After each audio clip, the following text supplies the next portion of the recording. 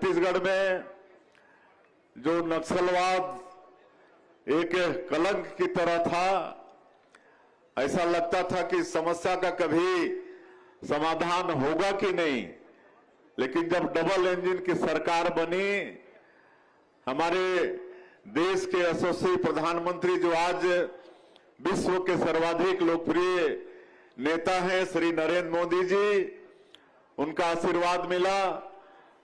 हमारे केंद्रीय गृह मंत्री श्री अमित शाह जी की दृढ़ इच्छा शक्ति और हमारे प्रदेश के गृह मंत्री श्री विजय शर्मा जी का भी बहुत बड़ा योगदान, हमारे जवानों का अदम्य साहस, इस सब के कारण हम सब लोग एक असंभव सा काम को भी संभव कर पाए हैं, नक्सलवाद को समाप्त किए हैं, जिसमें बहुत बड़ा योगदान जिनका है ऐसे आदरणीय श्री विजय शर्मा जी, क्षत्रिय कुर्मी समाज की गौरव राज्यसभा में सदस्य श्रीमती लक्ष्मी वर्मा जी, इनके स्वागत में भी एक बार ताली बजाइए।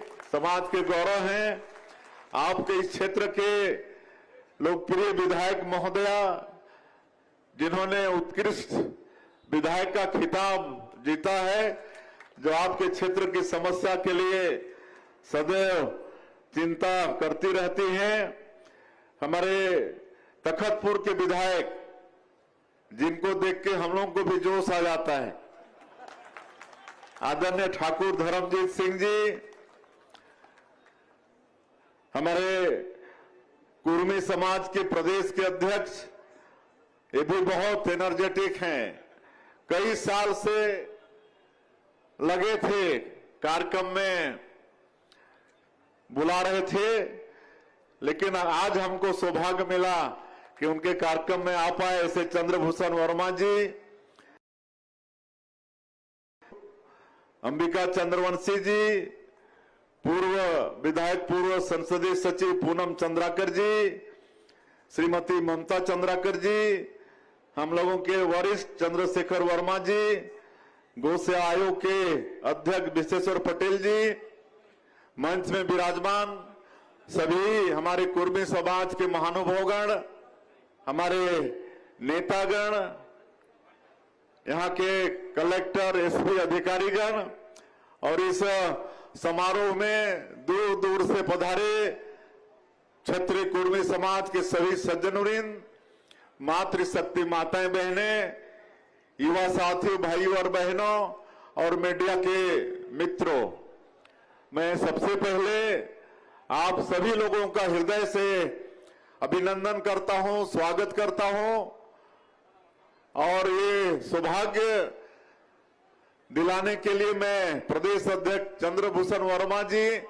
और उनकी पूरी टीम को बहुत बहुत धन्यवाद देता हूं। आज इतनी बड़ी संख्या में आप सब लोगों का आशीर्वाद मिल रहा है, आप सब लोगों का दर्शन लाभ हम लोग कर पा रहे हैं और ये समाज जिसका प्राचीन काल से ही इतिहास से बहुत गौरवशाली रहा है, छत्रपति शिवाजी महाराज का ये वंशज सरदार वल्लभ भाई पटेल, जो हमारे स्वतंत्र भारत के प्रथम गृह मंत्री हुए, लौह पुरुष हुए, ऐसे सरदार पटेल जी का ये वंशज और भी कितने महापुरुष हुए हैं समाज से।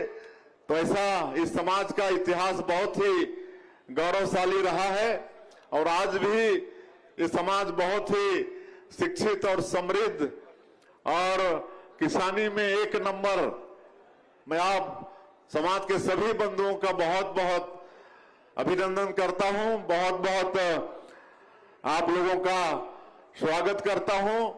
और क्योंकि आज मुंगेली में कई कार्यक्रम है, 4 महापुरुषों का मूर्ति का वहां पर अनावरण है, जल्दी जाना होगा, इसलिए आज मेरा बड़ा सौभाग्य कि यहाँ पर जलेश्वर महादेव का दर्शन यहाँ पर हुआ, जो जल में विद्यमान है और स्वयंभू हैं।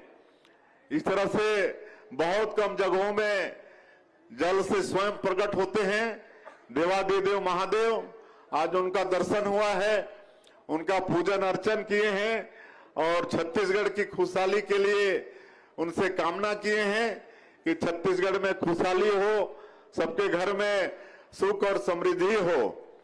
एक कल सोमनाथ मंदिर, उसमें हमारे देश के यशस्वी प्रधानमंत्री श्री नरेंद्र मोदी जी वहां पर जाने वाले हैं और पूरे देश में विभिन्न जगहों में जहां भी शिवलिंग है वहां से लाइव टेलीकास्ट होगा। तो ऐसा एक कार्यक्रम हुआ है और आप सब लोग देखते हैं कि जब से श्रद्धेय नरेंद्र मोदी जी देश के प्रधानमंत्री हुए हैं तब से हमारे देश में सनातन को बहुत मजबूती मिली है। इसके पहले हम सब लोग अपने को हिंदू कहने में भी थोड़ा भय लगता था, लेकिन जब से प्रधानमंत्री बने हैं आज सनातन बहुत मजबूत हुआ है। आज अयोध्या में 500 साल के संघर्षों के बाद प्रभु श्री राम एक टेंट से भव्य मंदिर में विराजमान हुए हैं और हम छत्तीसगढ़ वासियों के लिए तो बड़ा सौभाग्य का विषय है, क्योंकि प्रभु श्री राम से हम छत्तीसगढ़ वासियों का नाता बहुत ही गहरा है। माता कौशल्या का जन्मभूमि ये छत्तीसगढ़ है, प्रभु श्री राम का ननिहाल है और जब वो भव्य मंदिर में विराजित हुए तो अनेकों तरह से हम लोग छत्तीसगढ़ वाले खुशियां मनाएं और हम लोग सरकार में भी निर्णय लिए, क्योंकि प्रभु श्री राम से गहरा लगाव है और सबकी इच्छा होगी कि सब वहां अयोध्या जाएं, प्रभु श्री राम का दर्शन करें, उनका आशीर्वाद लें। इसलिए रामलला दर्शन योजना सरकार में हम लोग शुरू किए हैं। अभी तक 42,000 से ज्यादा राम भक्त इस योजना का लाभ लेके अयोध्या जाकर प्रभु श्री राम का दर्शन करके उनका आशीर्वाद लेकर आ चुके हैं और लगातार ये योजना चालू है। आप सभी लोगों को भी इसका लाभ लेना चाहिए। तो ये सब हम लोग छत्तीसगढ़ से कर रहे हैं। मुख्यमंत्री तीर्थ यात्रा दर्शन योजना ये भी जो बंद हो गया था बीच में, उसको शुरू किए हैं। बूढ़े बुजुर्गों की इच्छा होती है कि अंतिम समय में कोई तीर्थ व्रत कर लें, लेकिन हर परिवार में वो सक्षमता नहीं होती है। तो हम लोग पूरे देश में 19 जगह को चिन्हित किए हैं और हमारे बूढ़े बुजुर्गों को, हमारे माता पिता को वहां का तीर्थ करा रहे हैं। आज मैं सब गिनाने नहीं आया हूं, लेकिन आप लोगों के आशीर्वाद से अभी हमारी सरकार को 2.5 वर्ष पूरे हो रहे हैं और इतने कम समय में जो 2023 के विधानसभा चुनाव में जो वादा हमारी पार्टी का छत्तीसगढ़ की 3 करोड़ जनता से था, माननीय प्रधानमंत्री जी का जो वादा था, उस सबको पूरा करने का प्रयास किए हैं। चाहे वो प्रधानमंत्री आवास योजना हो, चाहे किसानों से किया गया वादा हो। आज 70 लाख माता बहनों को आर्थिक रूप से सशक्त करने के लिए 27 किस्त महतारी बंधन का दे चुके हैं। 18,000 करोड़ से ज्यादा उनके खातों में भेज चुके हैं। सिंचाई का साधन बढ़ा रहे हैं, क्योंकि छत्तीसगढ़ हमारा धान का कटोरा है। अभी ये 2 साल में ही 10,500 करोड़ से ज्यादा नया सिंचाई परियोजना स्वीकृत किए हैं। हर क्षेत्र में तेजी से विकास हो रहा है। रेलवे का बजट 21 गुना बढ़ा है। आज 47,000 करोड़ का परियोजना हमारे पूरे प्रदेश में चल रहा है।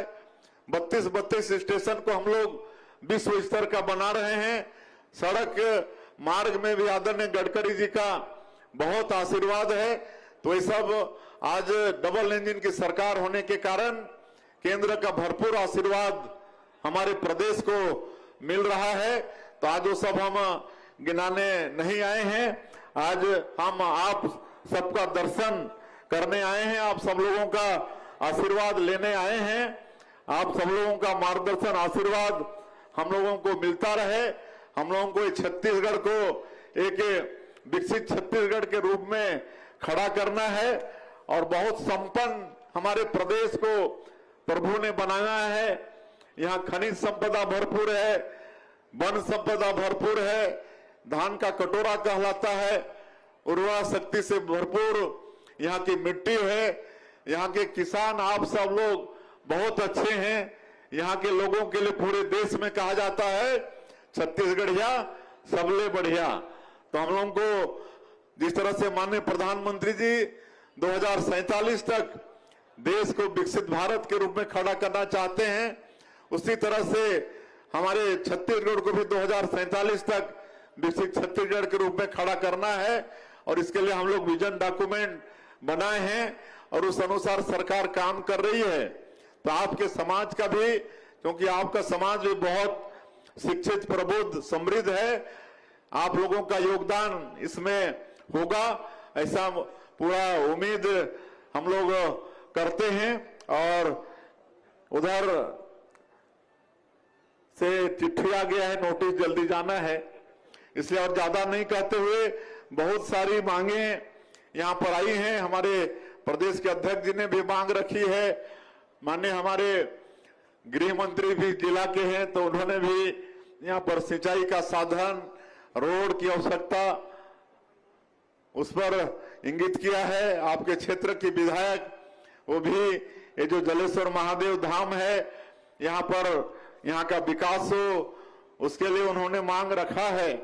तो सब मांग हम लोग पूरा करेंगे, आज सब मांग को पूरा करेंगे। यहाँ पर मैं आज इस जलेश्वर महादेव परिसर, इसके पूरे विस्तार के लिए ठाकुर साहब बोल रहे थे 6-7 करोड़। आप चिंता मत करें ठाकुर साहब, अभी भोरमदेव के लिए हम लोग 148 करोड़ लाए हैं। अभी दूसरा नंबर उधर आपका चंद्रपुर का चल रहा है। निश्चित रूप से ये भी अद्भुत जलेश्वर महादेव यहाँ पर विराजित हैं, यहाँ के विकास के लिए भी काम करेंगे।